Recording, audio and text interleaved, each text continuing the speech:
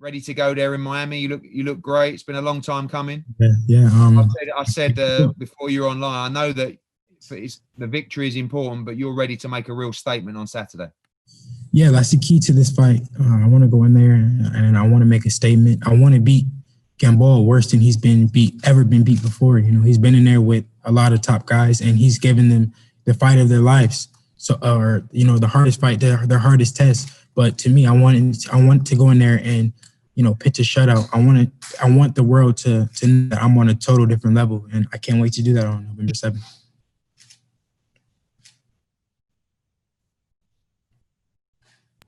Okay, first question, Nikki.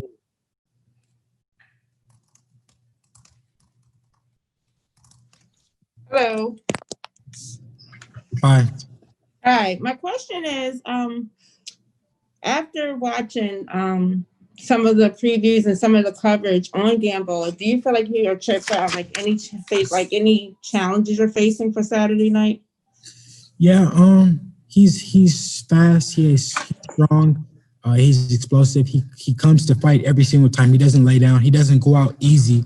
No one has just got him out of there easy without him, fighting back or, trying to hurt you back. So he's a very dangerous opponent. So I have to be, mindful of that. Okay. And I have another question. Especially when he's hurt. I have another question. So we've seen like Floyd Jr., we've seen Teofimo Lopez struggle with the relationships with their father as their trainer. Has there been any type of struggles or any type of difficulties training with your father? No. The only problem that we had was this morning when he woke me up to work out. That's the only thing we don't have any problems. Good luck Saturday night. Thank you. Bye-bye.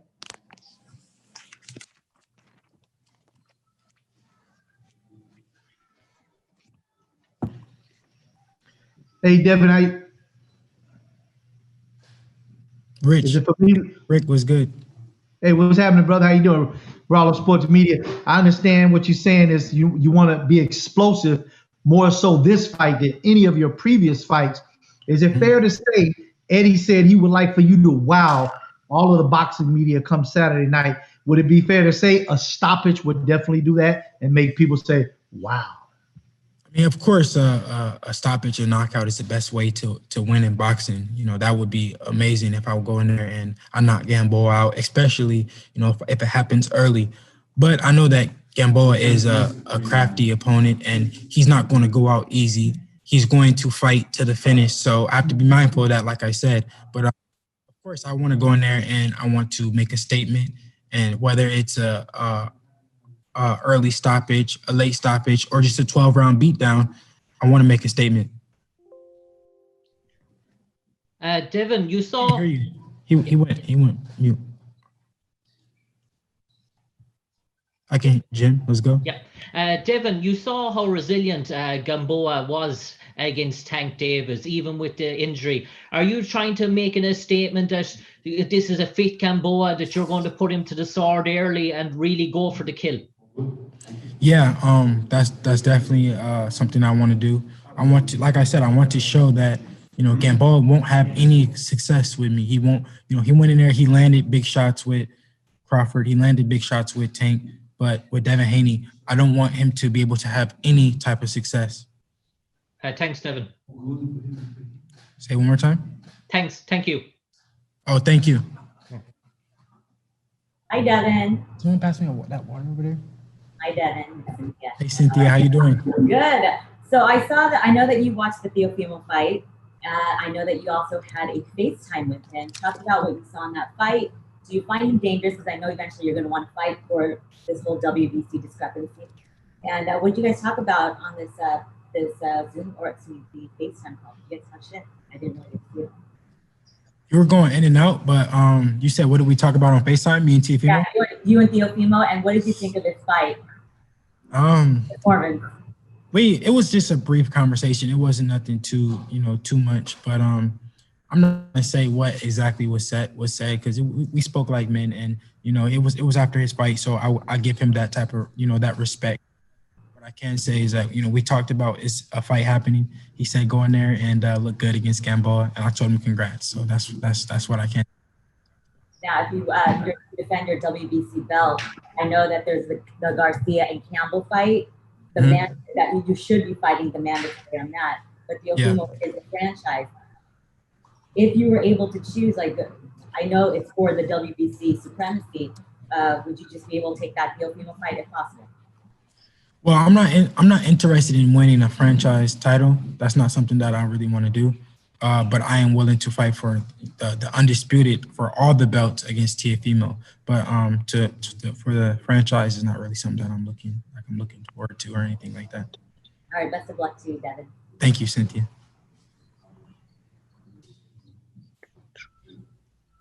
Reggie next, please.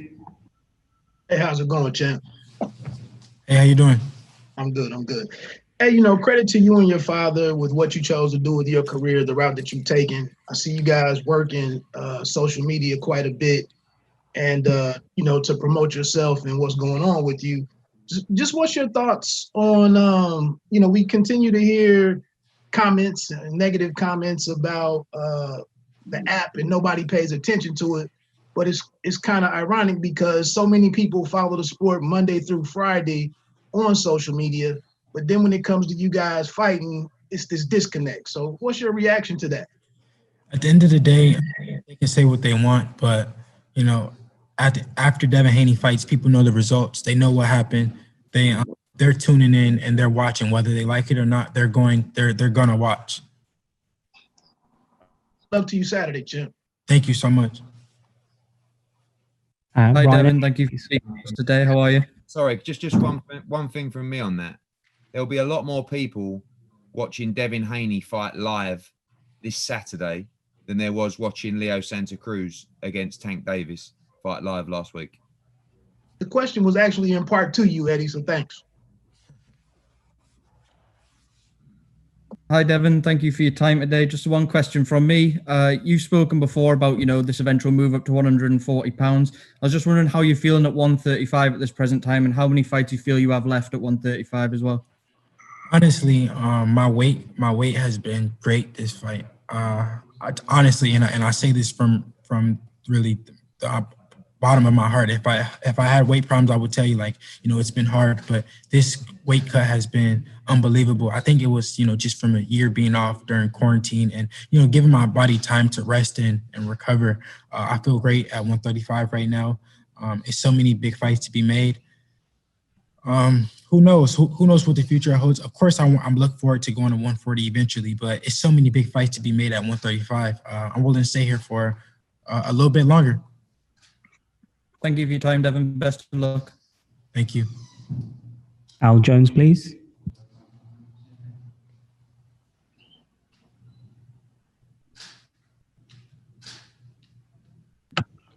Al Jones. Devin.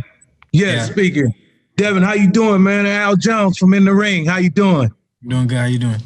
Good. Now, looking forward this weekend, are you predicting any knockouts or what can we exactly expect from you to see?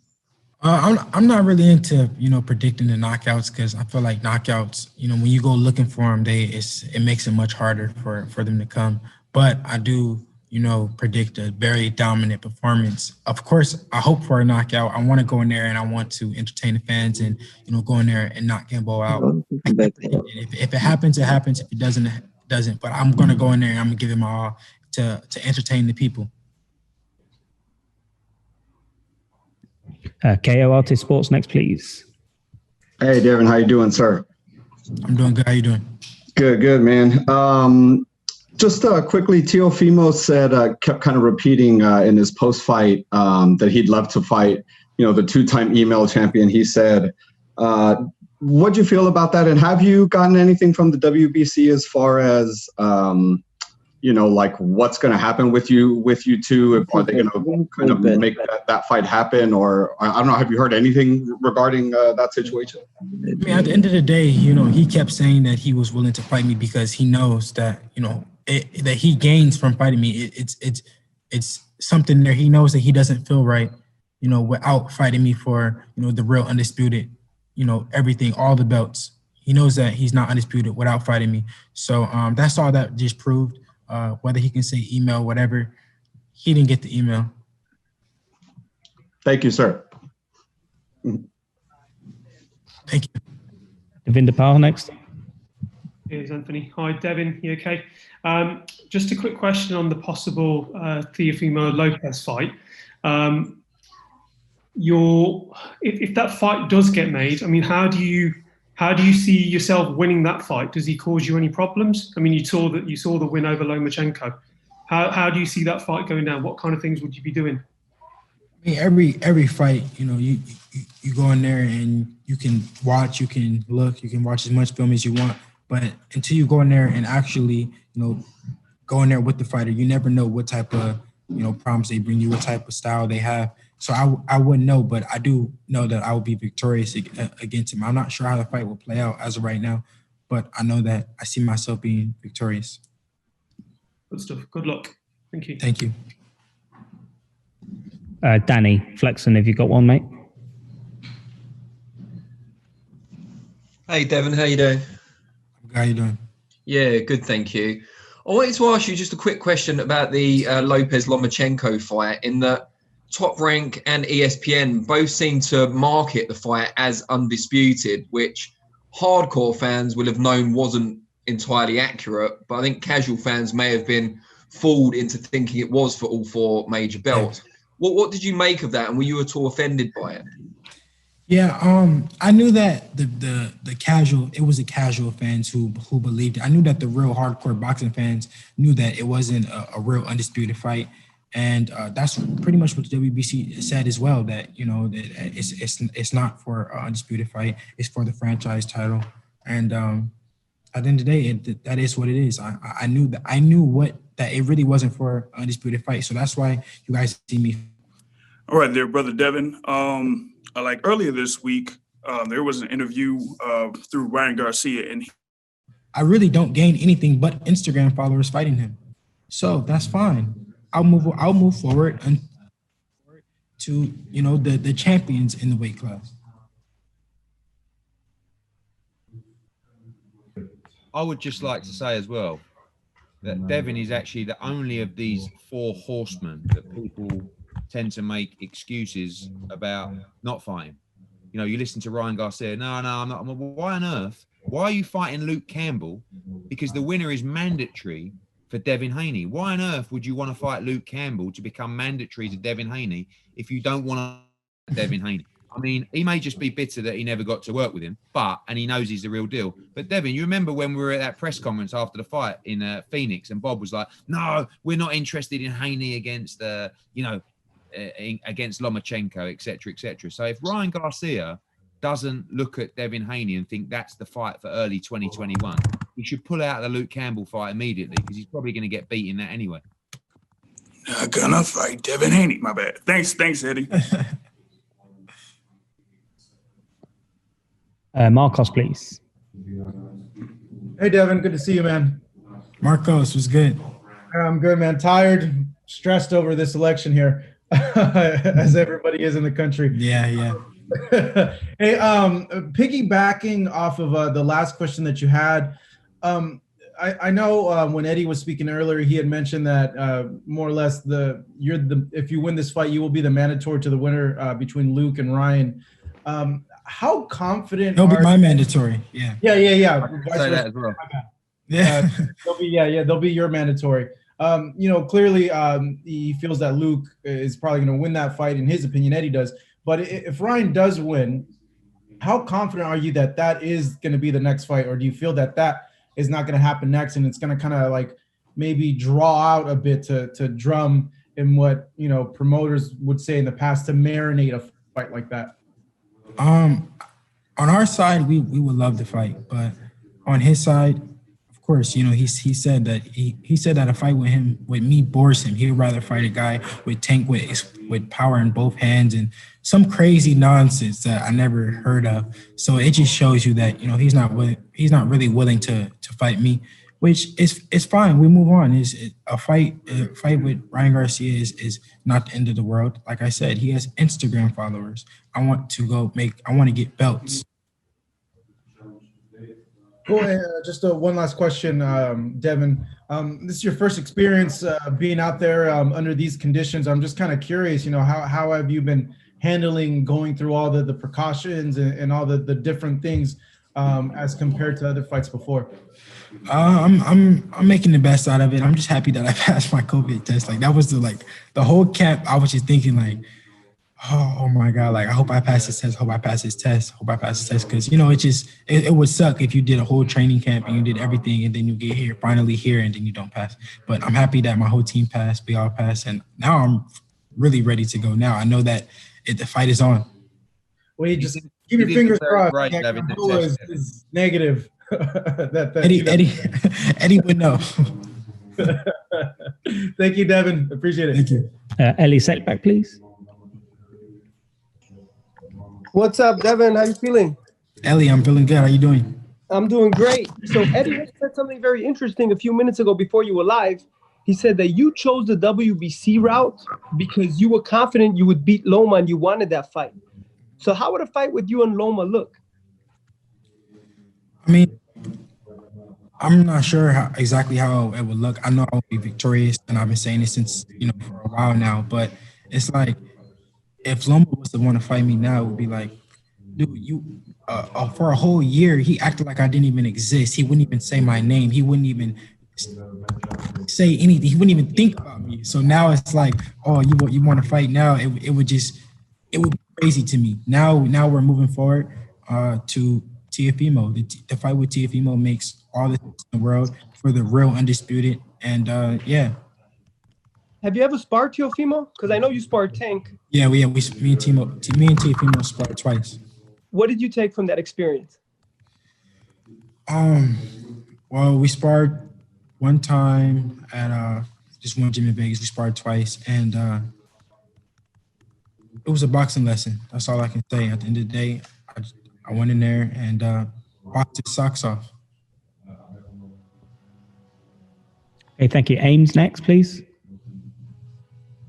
Hey Devin, pleasure to meet you. I'm here from Boxing News TV. Keep up the good work on Real Devin Haney TV as well. Been enjoying your content. Devin, you stand as WBC we're champion. We're filming right now as we speak. So. Brilliant. So. Devin, you stand as WBC champion and a proud one at that. Do you feel the WBC franchise championship and status undermines your position as WBC champion? Yeah, I do feel like the WBC. I feel like the franchise title is a belt made for ducking. That's what I honestly feel. I feel like it's a belt where you don't have any mandatories. You don't have to fight mandatory. So what's the point? What is the point of what do you get out of winning a franchise title? Thanks, Devin. No disrespect to WBC, but that's how I feel like the franchise belt is made for. The crazy thing is that Top Rank requested that Vasily Lomachenko be elevated to the franchise champion, so he didn't have to fight his mandatory, which was Devin Haney, and he got beat in his next fight anyway. He should have just taken care of his mandatory obligation and fought Devin Haney. And then they did the same thing for Teofimo. Teofimo petitioned to get the franchise to fight Loma for the franchise title. So it's like, what's the point?